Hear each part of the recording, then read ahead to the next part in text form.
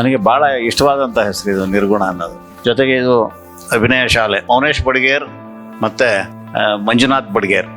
ಈ 3 ತಿಂಗಳ ಒಂದು ಕೋರ್ಸ್ ಇರ್ತದೆ. ಇದು ಕೇವಲ ರಂಗಭೂಮಿಗೆ ಮಾತ್ರ ಸಂಬಂಧಪಟ್ಟದ್ದಲ್ಲ, ಯಾವುದೇ ಬಗೆಯ ಅಭಿನಯಕ್ಕೆ ಅನ್ನುವಂಥದ್ದೊಂದು ಆಶಯ ಇದೆ. ಬಹಳ ದೊಡ್ಡ ಕ್ಷೇತ್ರ ಅದು ಅಭಿನಯ ಅನ್ನೋದು.